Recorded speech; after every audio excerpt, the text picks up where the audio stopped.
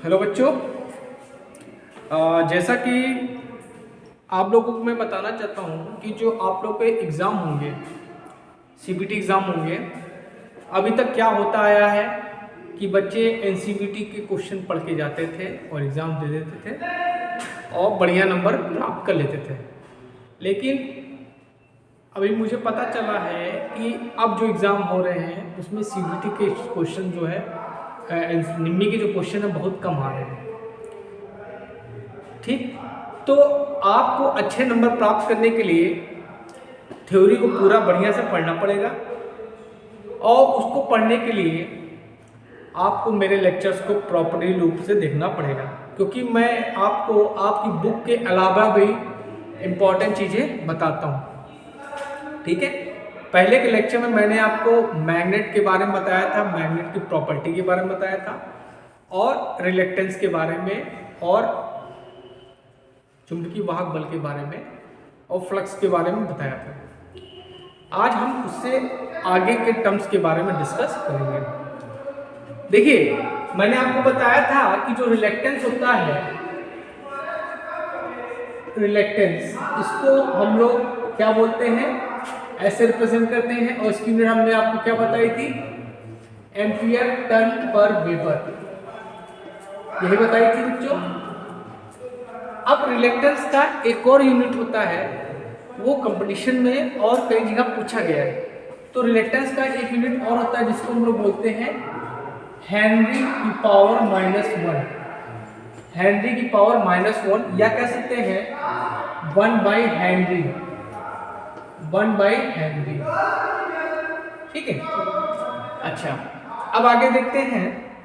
अब हम बात करेंगे permeability, permeability, permeability, permeability, permeability को हिंदी में बोलते हैं प्रवेशीयता। देखिए, प्रवेशीयता क्या होता है कि प्रवेशीयता बताती है कि किसी पदार्थ के मैग्नेटिज्म और इलेक्ट्रोमैग्नेटिज्म की जो प्रॉपर्टी होती है, ठीक, वो किस पे डिपेंड करती है, मीडियम पे डिपेंड करती है, जिसको हम लोग क्या बोलते हैं, परमेबिलिटी। ठीक, मैं फिर से बता दूं कि किसी पदार्थ के मैग्नेटिज्म और इलेक्ट्रोमैग्नेटिज्म, मतलब उसके चुंबक और वैद्युत चुंबक बनने की जो घटना होती है, ठीक है, वो क्या करती है, वो मीडियम की प्रॉपर्टी पे डिपेंड करती है, जिसको हम लोग क्या बोलते हैं, परमेबिलिटी बोलते हैं या प्रवेशीयता बोलते हैं। ठीक, अच्छा, इसको हम लोग रिप्रेजेंट करते हैं बच्चों म्यू से। म्यू इक्वल टू होता है B/H होता है, म्यू इक्वल टू होता है B/H होता है। और अगर हम इसकी यूनिट की बात करें तो इसकी यूनिट होती है हेनरी पर मीटर, हेनरी पर मीटर, और इसकी यूनिट और होती है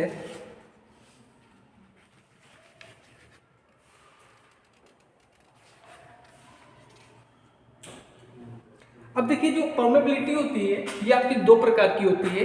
एक होती है आपकी एब्सोल्यूट परमेबिलिटी, एक होती है आपकी रिलेटिव परमेबिलिटी। ठीक, तो जो आपकी एब्सोल्यूट परमेबिलिटी होती है उसको हम लोग म्यू नॉट से रिप्रेजेंट करते हैं, और कभी कभी इसकी वैल्यू भी पूछ लेता है, तो इसकी वैल्यू होती है 4π × 10⁻⁷ हेनरी पर मीटर। ठीक है, ओके। अब हम बात करेंगे magnetic field strength, magnetic field strength, इसको बोलते हैं चुंबकीय क्षेत्र सामर्थ्य। ठीक, अब देखिए, चुंबकीय क्षेत्र सामर्थ्य क्या बताता है कि मान लीजिए कोई आपका चुंबक है, ठीक, उस चुंबक को हमने किसी मैग्नेटिक फील्ड में रख दिया है, ठीक, तो उसके प्रति एकांक पोल पे जो फोर्स लगेगा उसको बोलते हैं मैग्नेटिक फील्ड स्ट्रेंथ। ठीक है, magnetic field strength, magnetic field strength. Magnetic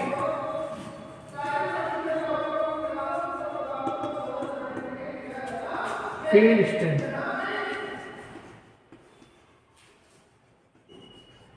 magnetic field strength. अब देखिए इसको रिप्रेजेंट करते हैं हम लोग एच से।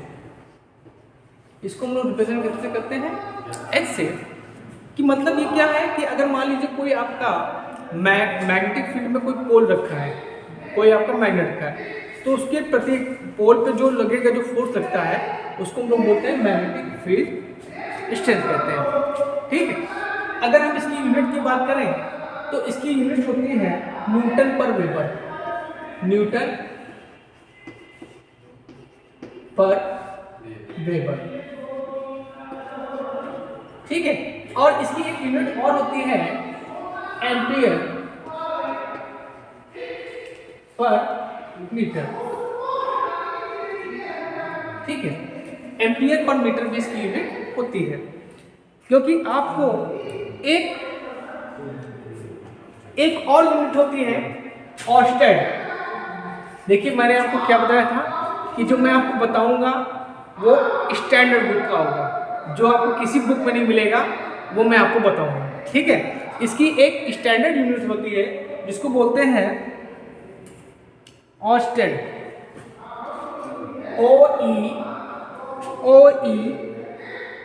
OERS Ted.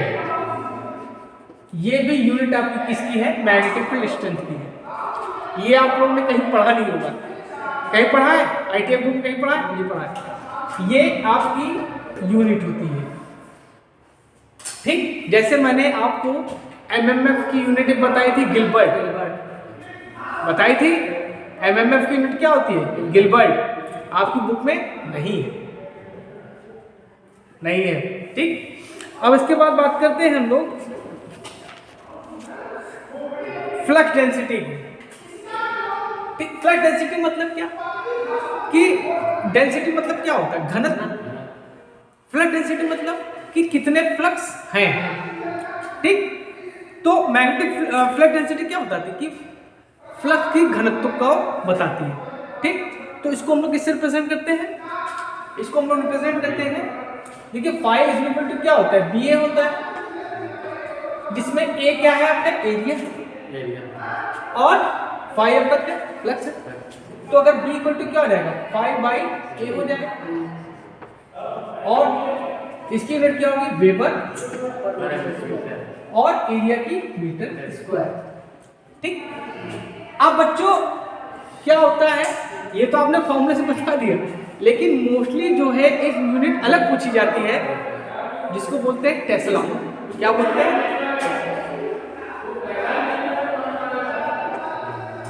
टेस्ला।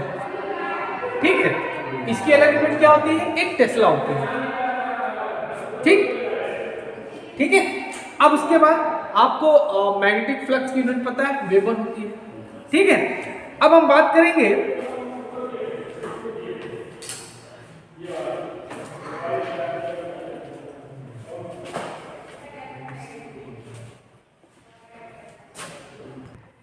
अब देखिए हम लोग बात करेंगे परमेंस की। परमेंस क्या होता है बच्चों? परमेंस जो होता है ये आपका रिलेक्टेंस का अपोजिट होता है। रिलेक्टेंस का क्या होता है? अपोजिट होता है।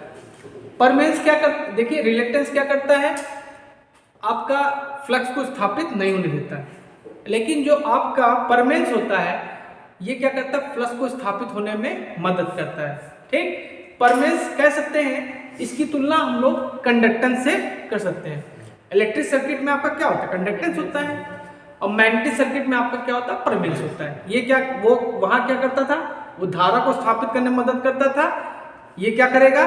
फ्लक्स को स्थापित करने में मदद करेगा। तो क्या कह सकते हैं कि जो आपका परमेंस है वो कंडक्टेंस का चचेरा भाई है। समझे?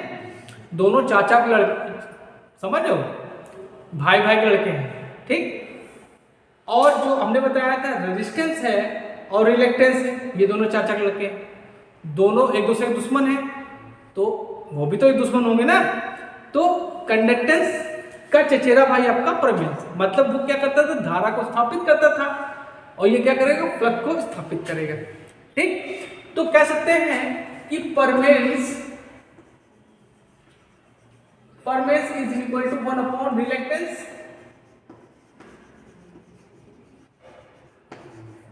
ठीक, तो 1/s हो जाएगा, 1/s हो जाएगा। अब s की यूनिट क्या थी बेटा? एम्पियर, 1 अपॉन एम्पियर, देखो 1 upon ampere turn upon weber, तो इसकी यूनिट क्या हो जाएगी? वेबर पर एम्पियर टर्न।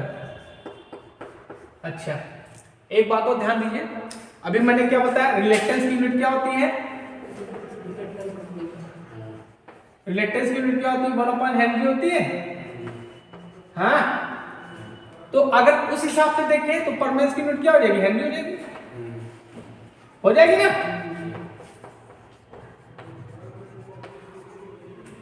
ठीक, परमेंस में आप जैसे आपका, अब परमेंस की जो प्रॉपर्टी होती है वो परमेबिलिटी कहलाती है।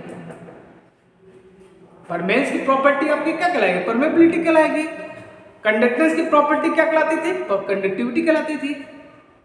ठीक, समझ में आया? अब आते हैं हम किस पे? Intensity of magnetization. ठीक, देखिए इंटेंसिटी क्या होती है?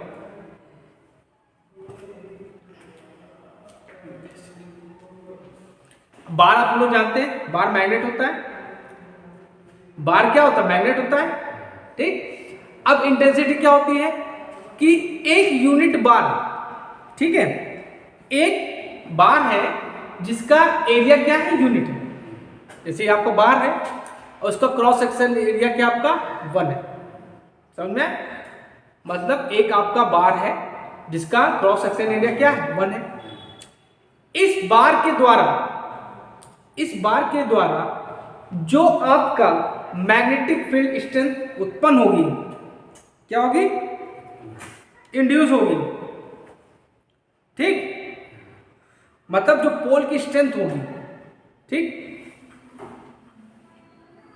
मतलब जो आपका बार है इसके द्वारा जो पोल की स्ट्रेंथ डेवलप होगी, इंड्यूस होगी, उसी को क्या बोलते हैं? Intensity of magnetization. समझ में आया?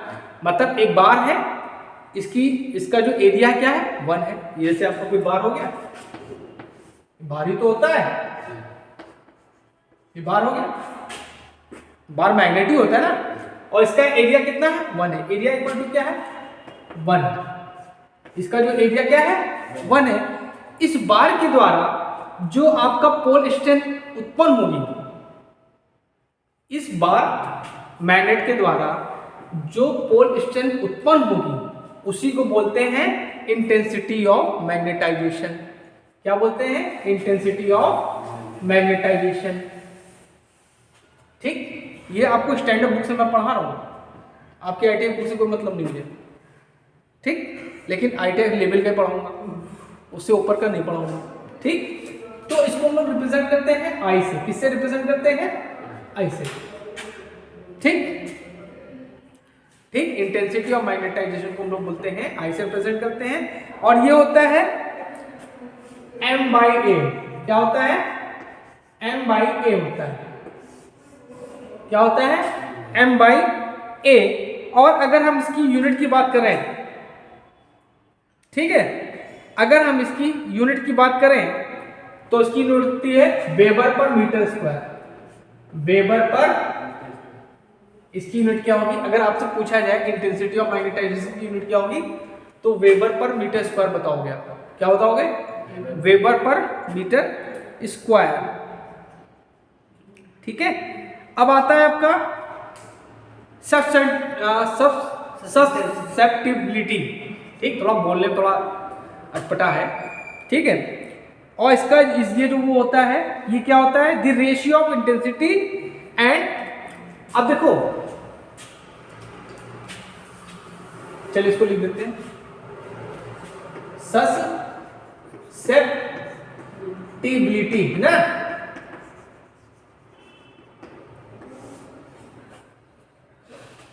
ठीक, इसको रिप्रेजेंट करते हैं बेटा हम लोग के से। किससे रिप्रेजेंट करते हैं? के से रिप्रेजेंट करते हैं। ये क्या होता है? इंटेंसिटी और मैग्नेटिक फील्ड स्ट्रेंथ का रेशियो होती है। जो आपकी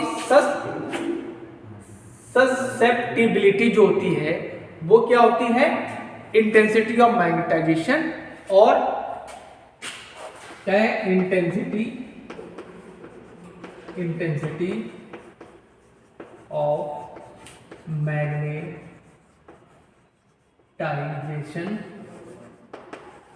अपॉन क्या होगा, मैग्नेटिक फील्ड स्ट्रेंथ का रेशियो होता है। ठीक, और इसको किससे रिप्रेजेंट करते हैं, के से करते हैं। अब देखो, अब इसकी यूनिट की बात करते हैं। ठीक, तो इसकी यूनिट होती है आपकी हेनरी पर मीटर। क्या होगी, हेनरी पर मीटर। ये सब यूनिट जो है दिमाग में बैठा लो, यूनिट से क्वेश्चन आपके पूछे जाते हैं। ठीक है,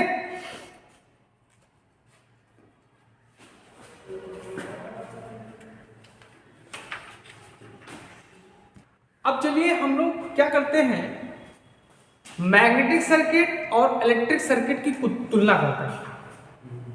ठीक है, मैग्नेटिक सर्किट और इलेक्ट्रिक सर्किट की तुलना करते हैं। ठीक है, जिससे आपको समझ में आ जाएगा कौन क्या है, ये भी आप क्लियर हो जाएगा। अब देखिए यहां पे हमने लिख दिया इलेक्ट्रिक सर्किट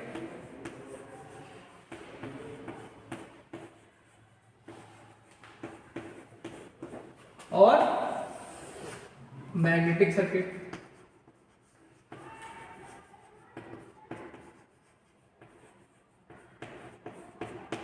ठीक, अच्छा, पहला इलेक्ट्रिक सर्किट में क्या होता है आपका, करंट होती है, और करंट की यूनिट क्या है, एम्पियर।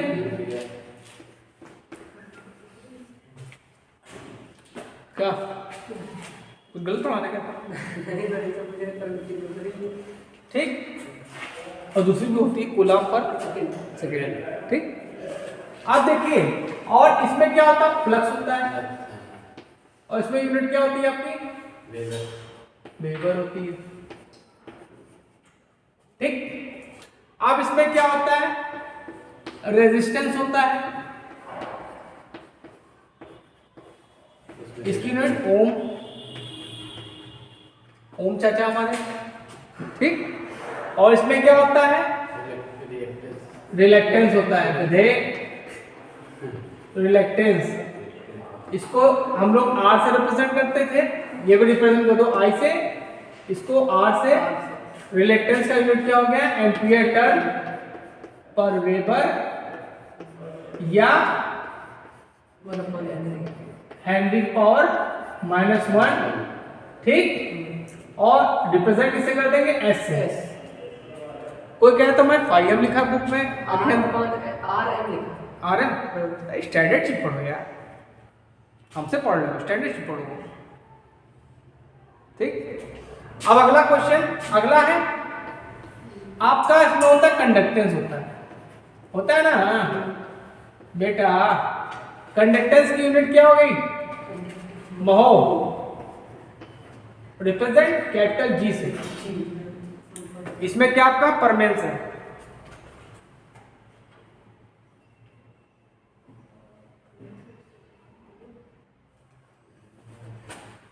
देखो कंडक्टेंस क्या होता है, 1 रेजिस्टेंस होता है ना, अरे हाँ तो बोलो। और इसमें क्या होता है, परमेंस होता है। परमेंस किसका होता है, रिलेक्टेंस का उल्टा होता है। तो क्या हो जाएगा इसकी यूनिट, वेबर पर एम्पियर टर्न, एम्पियर टर्न या हेनरी। ठीक, क्लियर है। अब इसके बाद क्या होता है, कंडक्टिविटी आती है। कंडक्टिविटी किसकी होती है, रेजिस्टिविटी की उल्टी होती है, रेजिस्टिविटी। और इसमें क्या होगा, परमेबिलिटी होगी।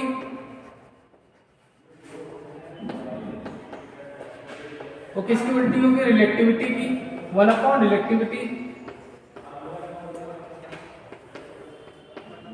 क्लियर है? अच्छा, अब आगे आते हैं 5वें नंबर पे।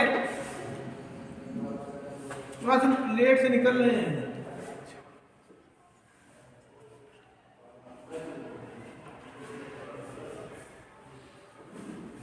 और कुछ बचा इसमें?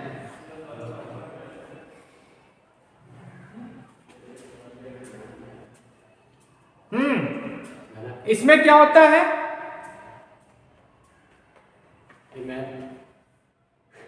इसमें करंट डेंसिटी होती थी, करंट डेंसिटी जिसको हम लोग बोलते थे जे से। पढ़े हो फिजिक्स में नहीं पढ़े हो? J equal to I by A, पढ़े हो? और इसकी यूनिट क्या होती थी? Ampere per metre square, A by metre square. और इसमें क्या होता है? फ्लक्स डेंसिटी होती है, फ्लक्स डेंसिटी। ये क्या होता है? 5 बाई ए होता है, वेबर पर मीटर स्क्वायर। तो देखो ध्यान दो, मीटर स्क्वायर तो इसमें भी है, इसमें वेबर हो गया। क्लियर? तो ये आपके मैग्नेटिक और इलेक्ट्रिक सर्किट के एमएफ होता है, एमएफ। हाँ यार, वेरी गुड, वेरी गुड। आपका इलेक्ट्रिक में क्या होता था? ईएमएफ होता था, जिसको इसकी यूनिट क्या होती थी? वोल्ट होती थी। हाँ, यहाँ पे आपका एमएमएफ है, बहुत सही, वेरी गुड। एमएमएफ होता है, इसकी यूनिट क्या होती है? एम्पियर टर्न होती है। अब देखो वहां पे टोटल ईएमएफ क्या होता था? वहां पे इलेक्ट्रिक सर्किट में टोटल ईएमएफ क्या होता था? E equal to IR1 IR2, याद आया कुछ? IR3, ये तो होता था सीरीज में। लेकिन मैग्नेटिक सर्किट में अगर टोटल ईएमएफ निकाला जाए, एमएमएफ, टोटल एमएमएफ, तो क्या हो जाएगा? 5, इसमें क्या हो जाएगा? 5 हो जाएगा। यहाँ पे करंट थी, यहाँ पे क्या हो जाएगा? 5 हो जाएगा। ठीक, अब यहाँ पे रेजिस्टेंस है, यहाँ पे क्या हो जाएगा? रिलेक्टेंस हो जाएगा, S1 प्लस 5 S2। समझना? तो ये आपकी इलेक्ट्रिक सर्किट और मैग्नेटिक सर्किट की क्या है? तुलना है। ये तुम्हारा आईटीआई की बुक में नहीं दिया है, चाहे खोल के देखो, तुम्हारे आईटीआई की बुक में ये नहीं दिया है। करंट डेंसिटी नहीं दी है, फ्लक्स डेंसिटी नहीं दी है। ठीक, तो आज के लिए इतना बहुत है। नेक्स्ट लेक्चर में हम आपको मैग्नेट से रिलेटेड जितने भी रूल्स हैं, फ्लेमिंग के बाएं हाथ, दाएं हाथ, कागज नियम, पेच का नियम, ये सब बताएंगे। ठीक है, तब तक आप मेरे वीडियोस को जरूर देखिए, क्योंकि यही वीडियोस आपकी नैया पार लगाएंगे, नहीं तो आप बीच मझधार में रह जाएंगे। Thank you.